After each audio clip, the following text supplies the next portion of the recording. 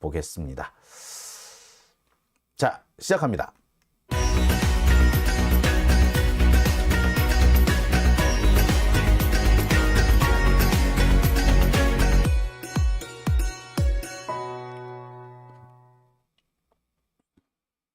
네, 오밤중의 뉴스 함께 하고 계신 지금 시각 11시 16분을 지나고 있습니다. 자, 오늘 제가 준비한 첫 번째 주제부터 좀 들어가 볼까요? 예, 법정에서 드러난 진실, 검찰 증거 조작해 민주당 압수수색했다.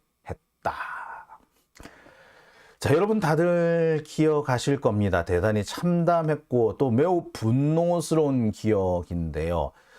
지난해 10월 검찰이 2차례에 걸쳐서 민주당사를 압수수색했던 일이 있었습니다.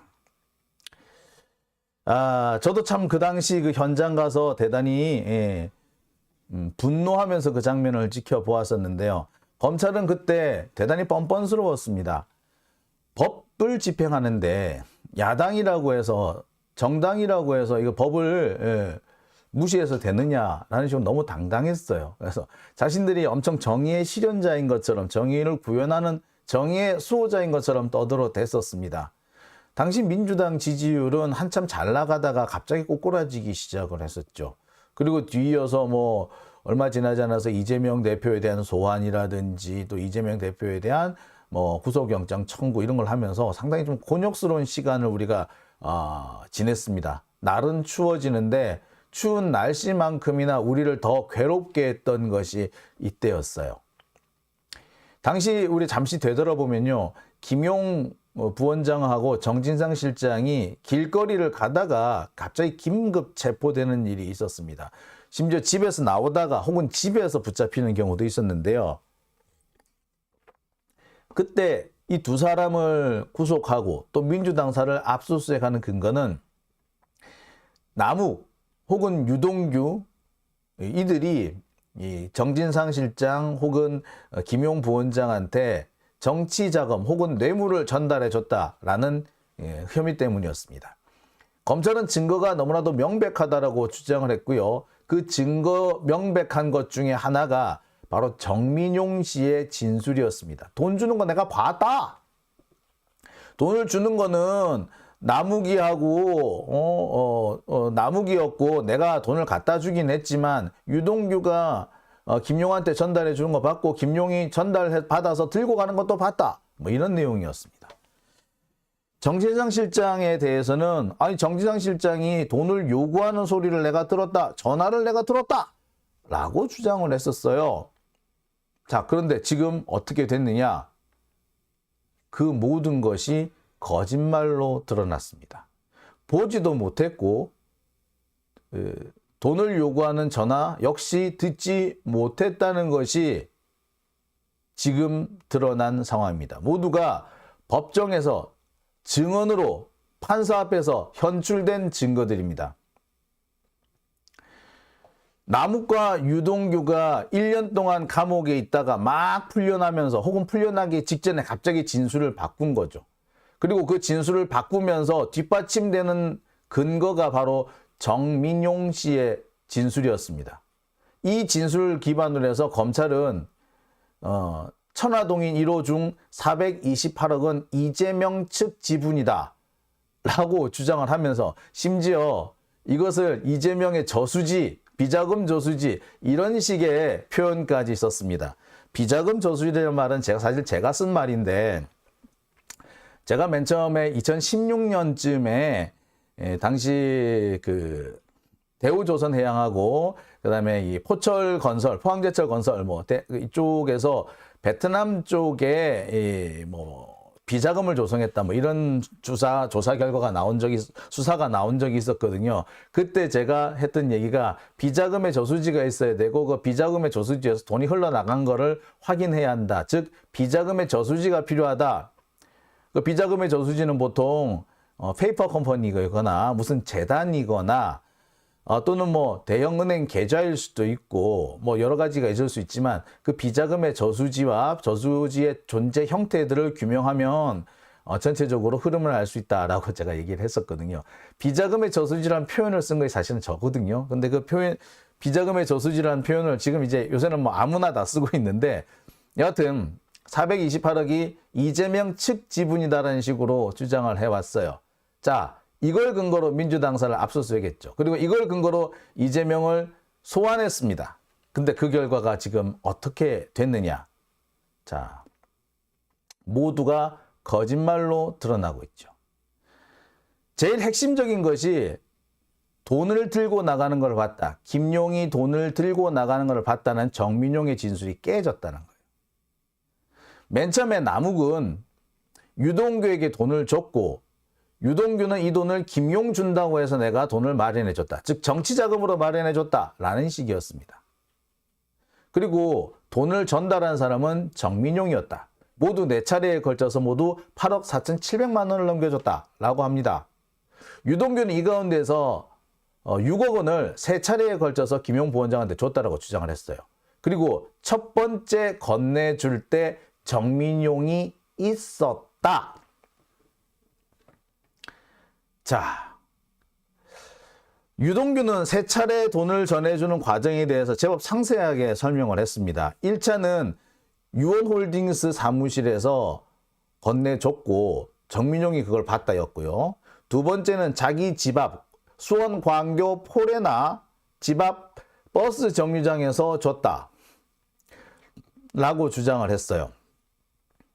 그러면서 돈을 가지고 나갈 때 집사 자기 이제 재혼 배우자가 뭐라고 했다 뭐 이런 얘기까지 떠버렸고, 가방에 뭐가 들어있었다는 둥 뭐 이런 얘기까지 상세하게 했습니다.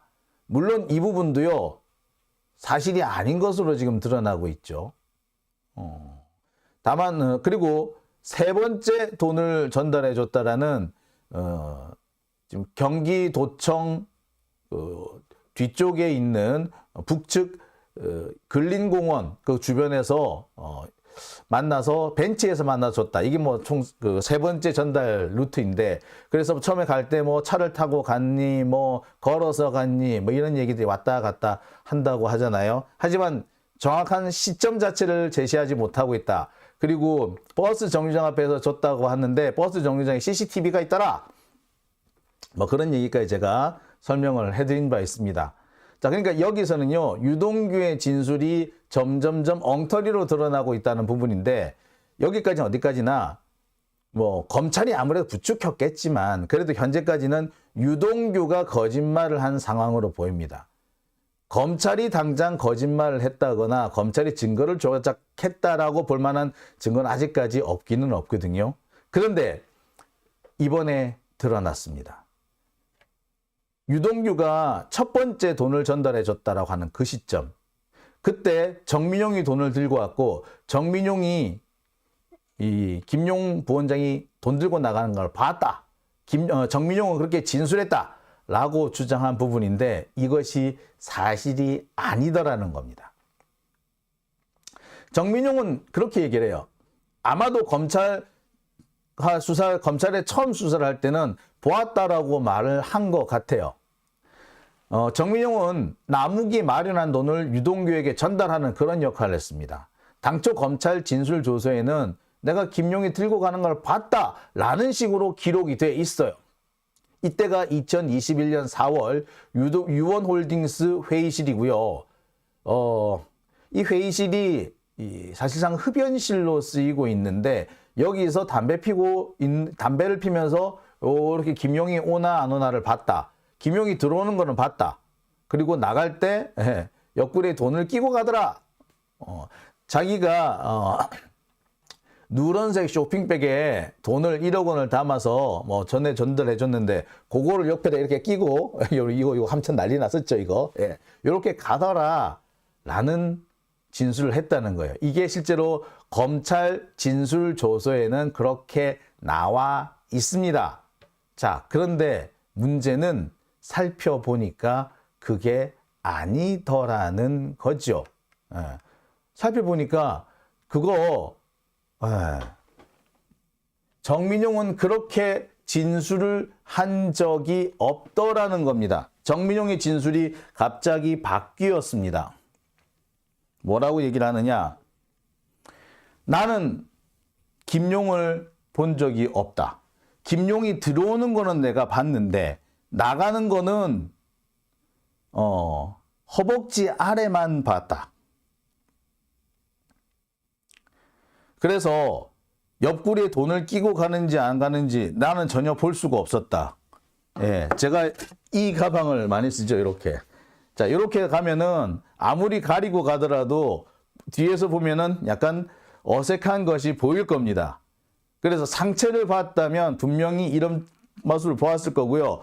허리춤까지만 봤어도 대충 옷매무새가 조금 비틀어져 있다라는 것까지 알 수 있었을 거예요. 그런데 정민용은 뭐라고 얘기하느냐? 내가 본 것은 허벅지 아래다. 왜? 블라인드가 쳐져 있어서 안 보였다라는 거예요. 아니, 들어오는 거는 봤는데 왜 나가는 거는 못 봤대?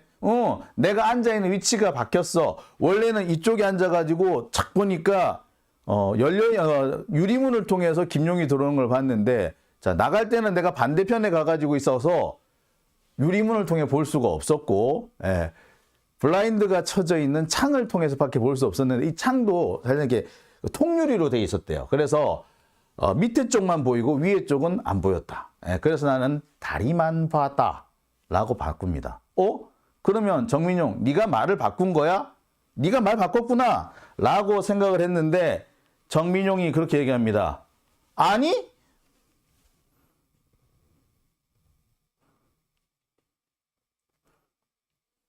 나는 그렇게 말한 적 없다. 원래 김용이 들어오는 건 내가 봤다. 내가 돈가방을 들고 유동규한테 갔는데, 그래서 유동규한테 돈을 주고 있으니까 유동규가 김용 올 거야, 너 저기 좀 가 있어 라고 하면서 흡연실로 쓰이는 회의실에 가 있었다. 그래서 김용 들어오는 거 봤는데 나가는 거는 뒷모습만 봤다. 그래서 유동규 사무실로 가봤더니 돈가방은 없어졌더라. 그래서 가져갔구나라고 생각했다. 하지만 돈 가져가는 거는 내가 못 봤다. 이것이 지난 21일 날 법정에서 나온 얘기입니다. 김용이 들고 가는 건 못 봤다. 돈가방이 없는 거는 맞는데, 그러면서 뭐라고 얘기를 하느냐? 사실 이거 나 검찰 진술조서 때에도 얘기를 했어. 내가 본 거는 허벅지 아래이고 내가 직접 돈을 들고 간 걸 못 봤어. 다만 김용이 돈을 들고 갔다라고 내가 추측하는 이유는 내가 가져갔던 돈가방이 없어졌길래 가져갔나 보다, 이렇게 생각을 한 거야. 자, 이 얘기를 검찰에서도 했다고. 진짜 했어요? 판사가 물어요. 네, 했어요. 라고 얘기합니다. 심지어 그런 얘기합니다. 대선 자금 요구, 이 전화 통화하는 걸 내가 들었다 그러는데, 나 정민용은 그런 거 들은 적이 없어. 왜? 당신 나는 김용이 누군지도 몰랐기 때문에 목소리가 어떻는지도 몰라. 설령 내가 들었다고 하더라도 그게 김용의 전화인지 아닌지 알 수가 없어. 그리고 스피커폰으로 통화하는 걸 내가 옆에서 들었다고? 나는 들은 적 없어. 이것도 내가 검찰에서 진술했어. 그것도 싹 빠졌네. 그러니까 재판장이 재확인합니다. 검찰 조서를 보면은 이 답변 뉘앙스상 들어온 것도 봤고 나갈 때 돈을 숨겨서 불룩해져 있다는 것도 확인할 수 있었다. 이런 의미로 보인다. 근데 확인한 거 아니냐? 라고 하니까 네. 저는 블라인드가 쳐져서 못 봤고요. 못 봤다고 진술했습니다. 근데 진술 조서에는 그게 없어요. 그럼 뭐다? 검사가 뺐다는 얘기네? 그죠? 검사가 뺐네? 검사가 증거를 조작한 거죠? 이 조작된 증거를 가지고 압수수색도 하고 사람을 체포하기도 한 거예요. 이 검사가 이래도 됩니까? 이 검사가 깡패네? 이렇게 되면은 이런 짓을 하니까 검사가 깡패라고 하는 거 아닙니까? 자, 달라진 증거는 많이 있습니다. 아까도 잠시 제가 설명을 했었는데요. 맨 처음 정민용은 검찰 조사에서 이렇게 얘기합니다. 김용이 대선 자금 요구를 하는 걸 내가 들었다. 뭐 20억 정도 요구를 하더라. 그게 뭐 2021년 2월이라는 얘기도 있고 2020년 12월이라는 얘기도 있고 뭐 하여튼 뭐 시기는 또 왔다 갔다 해요. 그런데 스피커폰으로 유동규가 전화를 하길래 바로 들었다. 혹은 근접거리 통화음으로 들었다. 그러면서 여기에 대해서 뭐 대가로 안양 박달동 사업을 나무게 하게 해준다든지 신탁회사 설립하는 것을 도와주겠다든지 뭐 이런 것들을 청탁하는 것까지도 같이 들었다라는 거였어요. 이 내용만 보면은 대선 자금을 대가로 일정한 대가를 주기로 했다. 대선 자금을 제공하는 대가로 어떤 이익을 주기로 했다라는 얘기까지 나오는 거죠. 경우에 따라서는 대선 자금이 아니라 뇌물로 볼 수 있는 정황도 됩니다. 그런데 나는 직접 들은 거 없다로 바뀝니다. 검찰 진술조사에는 이렇게 돼 있는데 법정에서 정민용은 말이 바뀌어요. 나는 직접 들은 거 없다. 통화음? 나 그런 거 들은 적 없다. 이거 모두 다 유동규가 전원이다. 유동규가 그렇게 떠버린 거다. 나는 그렇게 들은 적 없고 나는 직접 들은 건 없고 유동규로부터 들었다. 전해 들었다. 라고 검찰한테 얘기했었다. 박달동 청탁 요거 사실 골프 치면서 하는 얘기였지 실제로 통화를 하면서 이런 얘기 한 적 나는 들은 적 없다. 그리고 이 얘기 검찰에서 했다. 자, 또 조작이네요. 벌써 두 가지가 나오네요. 야. 그러면서 이런 얘기까지 합니다. 정민용 씨는 이런 얘기를 해요. 나는 김용 잘 몰라요. 그래서 당연히 목소리도 모르죠. 직접 통화를 했다. 그걸 옆에서 내가 들었다고 하더라도 그게 김용인지 누군지 저로서는 알 수가 없죠. 그 얘기도 제가 검찰에서 했습니다. 자, 그런데 검찰은 이 내용도 조서에서 빼버렸습니다.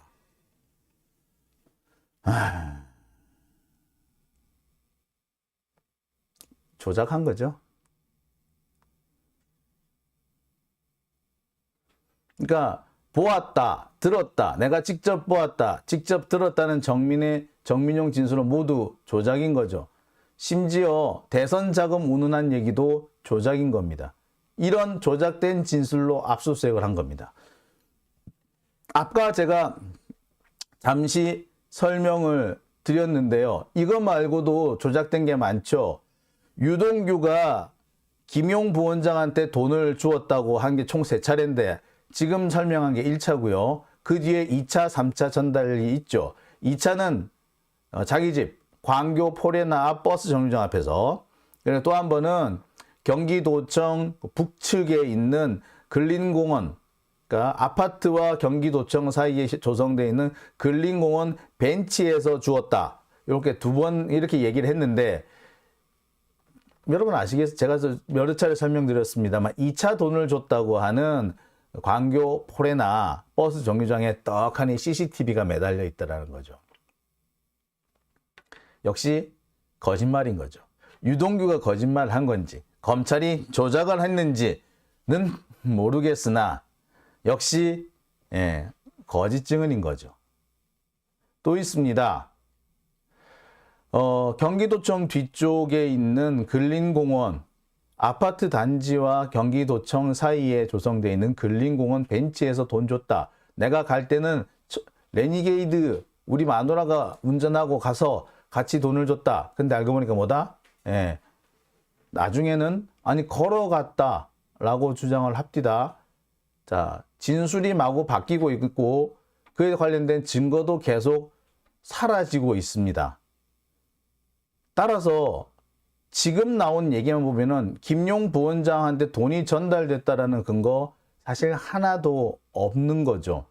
그리고 여기에서 참 여러 가지 유동규의 헛소리가 장렬했다는 거 제가 말씀을 드렸을 겁니다.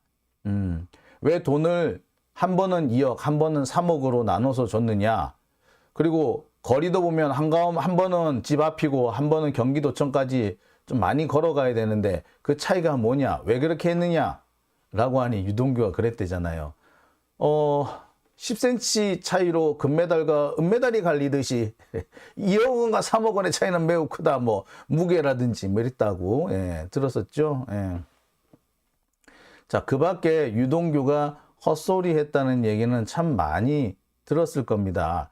또 뭐 유동규가 그 얘기를 했다 그러잖아요. 내가 이재명을 지키기 위해서 그 음식물 쓰레기도 먹었다. 근데 원래는 이 사람이 음식물 쓰레기 먹으려고 했지 먹은 건 아니다라고 했거든요.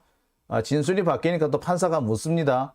너 그때는 안 먹었다 그랬잖아. 왜 그랬어? 라고 하니 유동규가 그럽니다. 그때는 부끄러워서. 그러면 검사 앞에서 진술할 때는 부끄럽고 그 많은 사람이 나와 있는 법정은 안 부끄럽나?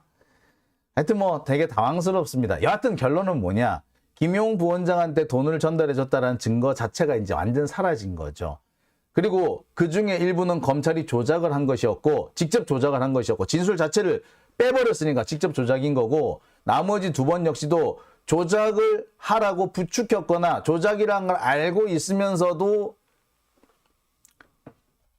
범죄 증거로 삼았다는 그런 의혹을 피할 수가 없겠죠. 즉 김용 부원장은 완전 조작된 증거를 가지고 체포가 된 겁니다. 그리고 그 조작된 증거를 가지고 검찰은 압수수색을 했어요. 뭐 이것뿐만이 아니죠. 남욱이나 유동규가 진술을 바꾸는 과정에 무슨 일이 있었다? 예. 석방을 한 달 정도 앞두고 남욱, 유동규가 집중적으로 검찰에 불려간다고 했죠. 거의 매일 불려갑니다. 그 와중에 유동규는 자신의 재혼 배우자가 검찰청에 잡혀온 것까지 봅니다. 심지어 자기 옆자리에서 검찰 수사를 받는 것을 보아야 했어요. 협박이죠. 위협이죠. 너 말 안 들으면 네 마누라도 감옥에 보낼 수 있어. 라는 메시지로 충분히 읽힐 수 있죠. 자, 요약하면 그렇습니다. 검찰이 직접 조작한 증거 혹은 검찰이 조작을 하라고 압력을 넣었던 증거 그리고 실질적인 압력 행위 이 세 가지를 가지고 검찰은 이거 세 가지로 만들어진 가짜 증거들을 가지고 검찰은 압수수색을 한 겁니다. 사람을 체포한 겁니다. 검사가 이래도 됩니까? 자, 여기서 한 발 더 나가 볼게요. 지금 검찰이 이재명 대표를 올가맨 그러면서 대장동 쪽으로 기소를 한 이유 중에 하나는 428억이 있었습니다. 428억. 대장동 사업이 배임이다 라고 주장한 그 배경에는 428억을 그러니까 천화동인 1호의 지분 약 12%, 25% 정도인 428억을 사실은 이재명이 받기로 했다. 이재명 측이 받기로 했다. 뭐 이런 진술을 가지고 했다는 거죠. 예. 그리고 지금까지 그러한 주장이 언론을 통해서 거의 여과 없이 보도가 됐습니다. 사람들은 전부 다 이재명이 대장동에서 428억 정도는 받은 줄 알아요. 그런데 실제로 이재명 대표의 공소장에는 428억이라는 내용이 없습니다. TV조선 취재 이런 거를 뭐 TV조선의 단독을 보면은요. 예. 마치 428억이 포함이 될 것처럼 떠들었죠. 예. 그렇지만 실제로 428억은 제외됐습니다. 428억은 포함이 안 됐어요. 사실상 실패한 겁니다. 이쯤 되면은 검찰이 수사를 중단하는 게 맞아요. 428억의 존재가 확인이 안 되는 순간 이거 배임 자체가 성립이 안 됩니다. 뭔가 이득을 받기로 간접적이든 무엇이든 간에 이득을 받기로 해야지 배임이든 뇌물이든 정치자금이든 성립이 되는데 그 모든 것이 성립이 안 되는 거죠. 지금 이미 검찰은 억지를 쓰고 있는 겁니다. 결국 검찰은 이 428억이라는 억지, 증거도 없는 억지 그걸 가지고 민주당을 압수수색했던 거고요. 이재명을 기소하려고 했던 겁니다. 그리고 그걸로 체포 동의안까지 상정을 했던 거죠. 그리고 여기에 조응천이니 이상민이니 또는 김종민이니 하는 이런 역적들, 밀정들이 설쳤던 겁니다. 역시 백광현인가 뭔가 하는 그 이상한 놈들도 똑같은 짓을 하고 있는 거죠. 뭐 우리가 똥파리라고 얘기를 합니다만 백광현을 비롯한 민주당원 600여 명 정도가 이재명 대표에 대한 직무정지 가처분 신청을 냈다고 하죠. 못된 놈들이죠. 검찰의 조작 수사, 증거를 조작하고 위협하고 협박해서 만들어진 이 수사 결과를 가지고 이재명을 내쫓으려고 지들이 설치는 겁니다. 검찰하고 싸우지는 않고 이재명만 하고 싸우겠다는 거예요. 얘들이 지난 대선 때 윤석열 지지했던 놈들입니다. 민주당원이라면서 윤석열을 지지했던 자들이에요. 정상입니까? 근데 이런 자들이 감히 당대표를 물러나라고 할 자격이나 있어요? 지들이 쫓겨나야 될 상황 아닌가요?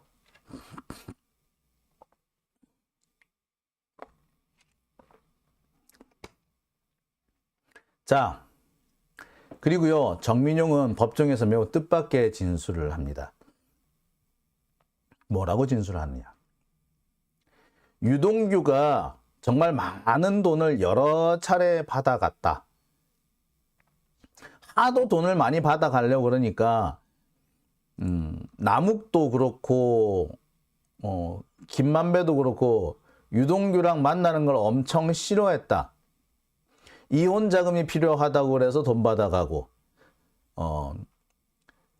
또는 전세 자금이 필요하다고 해서 돈 받아가고 또 뭐 이거 한다고 돈 받아가고 저거 한다고 돈 받아가고 정치 자금 필요하다고 해서 돈 받아가고 엄청나게 돈을 많이 받아갔다는 거예요. 하도 많이 돈을 달라고 그래서 아 진짜 얘 때문에 피곤해서 죽고 싶다 이런 생각까지 들었다는 거예요. 그런데 여기에 유동규는 오히려 큰 소리를 쳤대요. 아 천화동인 1호가 내 건데 내 걸 내 돈을 받는데 왜 이렇게 힘드니? 라고 했다는 겁니다. 천화동인 1호가 내 거다.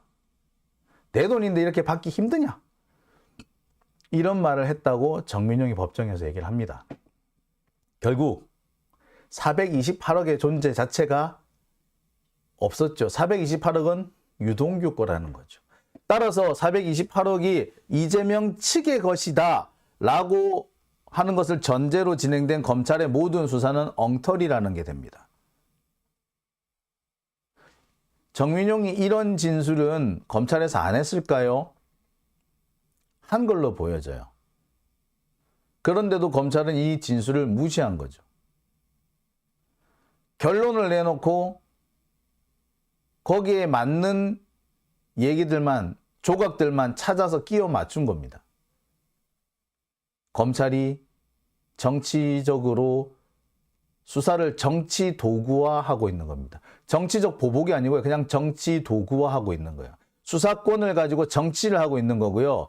윤석열 정권에 충실한, 아니 자기 검찰 정권이지. 검찰 정권의 수호를 위해서 아주 충실하게 움직이고 있는 겁니다. 윤석열을 비롯해서 말단 검사까지 검사들은 다 한통속이라고 봐도 과언 아닌 거예요. 정말 훌륭한 검사, 착한 검사, 정의로운 검사, 걔들은 검찰 조직 안에서 왕따 당하는 검사들일 겁니다. 자, 또 정민용은 이런 얘기도 해요. 남욱이, 근데 사실 이렇게 이재명 측이라는 표현을 제일 많이 쓴 사람이 남욱인데요. 남욱이 자꾸 이재명 측이라는 표현을 자꾸 쓰니까 법정에서 이렇게 물어봅니다. 야, 너 자꾸 이재명 측이라는 표현을 쓰는데 너 이거 사실 이거 좀 부정확한 표현 아니니? 이거 이런 법정 변호 써도 돼? 쓰면 안 되지. 도대체 그럼 이재명 측이 누구야? 라고 하니까 남욱은 그렇게 얘기합니다. 정진상을 말한다. 변호인이 다시 묻죠. 정진상이 무슨 역할을 했는데? 그건 내가 잘 모르고 김만배가 알고 있지. 정진상은 김만배하고 일을 했어. 그러면 남욱 네가 알고 있는 건 아닌 거네. 그렇지. 아니 그런데 법조인으로 이렇게 부정확한 표현을 하거나 주관적인 내용을 말하면 안 되는 거 아닌가? 자, 이때 재판장이 끼어듭니다. 그 부분 주관적인 의견을 말한 거 맞습니다. 증인의 주관적인 의견입니다. 검사 주신문에서 그런 부분이 자꾸 부각되고 있었는데 굳이 재판부가 제지하지 않은 것은 그것이 전제 사실에 대한 것이고 공소 사실과는 좀 거리가 있기 때문입니다. 재판부가 심증을 형성하는데 사용되지는 않을 것으로 보입니다. 자, 이렇게 정리하시죠? 라고 합니다. 즉 남욱의 얘기나 검찰 측 주신문 중에서 쓸데없는 얘기는 사실 좀 빼고 하겠다. 특히 주관적인 견해를 묻는 부분은 빼겠다라고 얘기를 한 거죠. 자, 정진상이 무슨 역할을 했는데 나는 모르지. 김만배가 했으니까. 참, 이게 말이 됩니까? 자, 이게 어떻게 보자면은 재판에서 결정적인 부분이 아닌가 싶어요. 자, 여러분은 어떻게 생각하십니까? 이 내용들을 자세히 살펴보면요, 검찰은 사실상 아무 증거 없이 정진상, 김용을 체포하게 됩니다. 그리고 더 나아가서 민주당사를 압수수색을 했고요. 이재명 대표를 기소까지 했습니다. 428억, 근거가 전혀 없죠. 도대체 무엇을 근거로 428억이 이재명 측의 것이라고 판단한 건지 현실에서는 모든 증거가 다 없어진 상황입니다. 심지어 아니라는 증거, 돈을 준 적이 없다, 나는 들은 적이 없다 라고 했는데 그 진술을 빼버리죠. 결국에 주관적으로 아마 그런 것 같아. 아니 김만배가 그렇게 얘기했어. 김만배가 말한 걸 내가 들었어. 주관적인 얘기거나 전원의 전원이거나 이걸 빼고 나면은 검찰이 조작한 증거이거나 검찰이 위증을 유도하기 위해서, 거짓을 유도하기 위해서 협박한, 위협한 그 결과 나온 증언이거나 아니면 적어도 사실과는 상당히 거리가 있는 증언이라는 게 확인이 된 겁니다. 검찰도 아마 수사 단계에서 아마 이쯤은 알았을 겁니다. 알고 있으면서도 의도적으로 숨겼다고 봐야겠죠. 즉 조작된 증거를 가지고 사람을 잡아가두고 압수수색을 했던 겁니다. 이런 검사한테는 더 이상 검사로서 역할을 할 수 없도록 하는 게 맞겠죠. 즉 탄핵을 해야 됩니다. 뭐 잘 됐네요. 한동훈도 탄핵해야 되는데 한동훈 탄핵할 때 같이 줄줄이 엮어서 한번 보내보죠. 한동훈 탄핵도 그렇고요. 다들 과반수 이상 찬성만 나오면 탄핵 들어갑니다. 어떻게 되나 우리 한번 진행을 한번 보시죠. 자, 검사나 판사나 탄핵을 당해 봐야지 자신들이 판결을 잘못 내리고 검찰권을 잘못 행사하면은 쫓겨날 수 있으며 심지어 온 국민이 보는 앞에서 바닥에 패대기 쳐질 수 있다는 걸 본인들도 이제 알아야 됩니다. 그러기 위해서는 탄핵제도가 지금이라도, 검사 탄핵제도는 지금이라도 활성화돼야 되는 겁니다. 자, 기억니은 기억님, 공수처도 지금 현재 검찰이 장악을 해서 윤석열 정권에서 힘들다. 뭐 검찰이 장악한 건 아니고요. 하지만 완전히 개점 휴업 상태죠. 일을 안 하고 있습니다. 일 안 하는데 대단히 다양한 변명들을 대고 있더군요. 김민숙님, 탄핵시키자고요. 반대하는 놈들은 친일파라고 하셨습니다. 박명수님, 검새들도 징벌적 손해배상 및 명예훼손으로 탄핵해야 합니다. 라고 하셨습니다. 검은핑크님, 쫓겨나고 빵 가야 합니다. 검은핑크, 블랙핑크, 예. 요새 블랙핑크가 사람 잡는다는 그런 얘기가 있던데.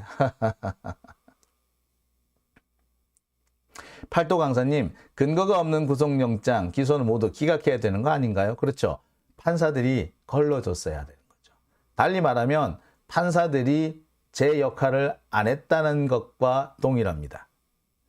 구속영장을 만들 때 혹은 압수수색영장을 청구할 때 이런 부분이 분명히 거론이 됐을 거예요. 근데 그 부분에 대해서 제대로 하지 않는 거죠. 예, 이나영님, 검찰이 이 정도로 오만하다는 건 한동훈 때문인 걸 알았습니다. 그렇습니다. 검찰이 과거에 이렇게 눈에 비는 것 없이 설친 적이 없었어요. 한동훈, 윤석열 믿고 마구 설치고 있는 거죠. 한편으로는 그렇습니다. 한동훈, 윤석열이 여기서 아웃되면, 넘어지면, 쓰러지면 검찰도 같이 쓰러지고, 이번에 쓰러지면 검찰은 존재 자체가 없어질 수도 있다. 여한석 검사가 퇴직하면서 얘기했듯이 윤석열 정권이 끝나고 나면 지금의 여당이 되든 야당이 되든 검찰은 애시당초 존재 여부부터 논란거리가 될 것이다 라고 예측을 한 바 있는데, 그 여한석 검사 외에도 많은 전 현직 검사들이 동일한 걱정은 하고 있습니다. 그래서 어떻게 한다? 야, 계속 검찰 정권 이어가야지 라고 생각하는지도 모르겠어요. 근데 얼마나 가능할지 글쎄요.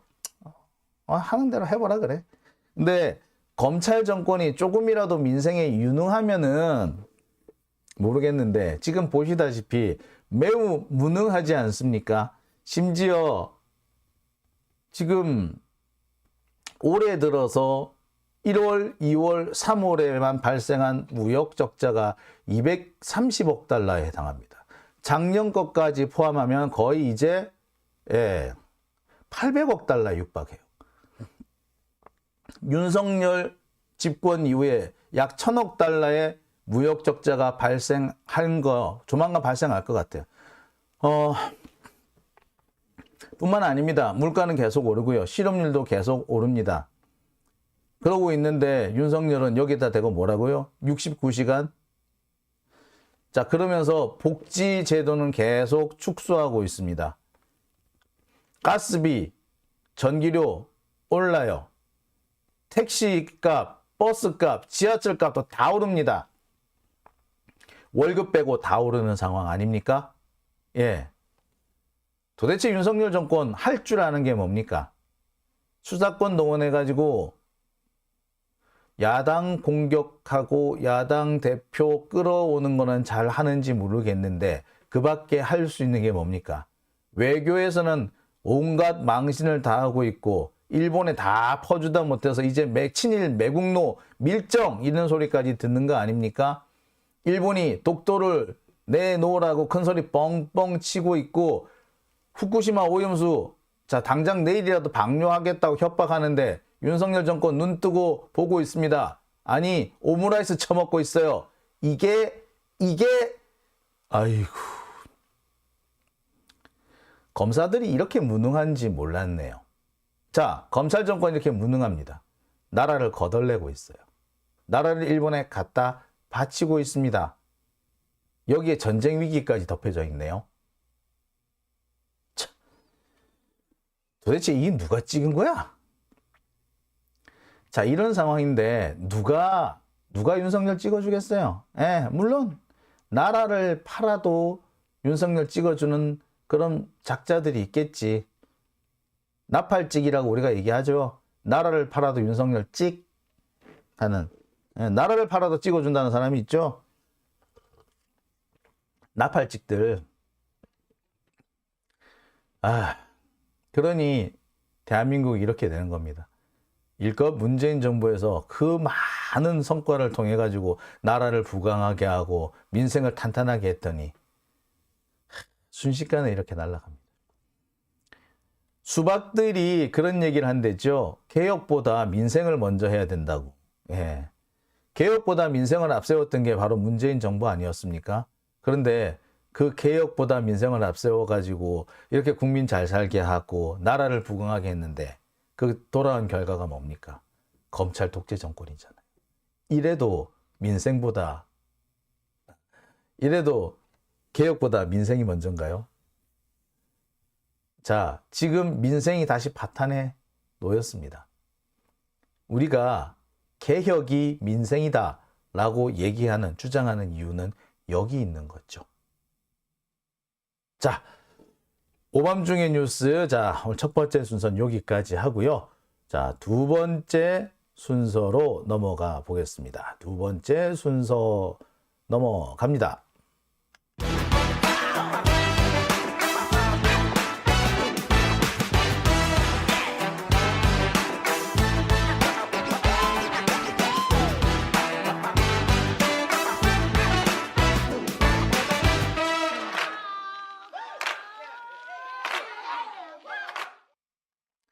네, 오밤중의 뉴스 함께하고 계시고요. 지금 시각이 11시 50분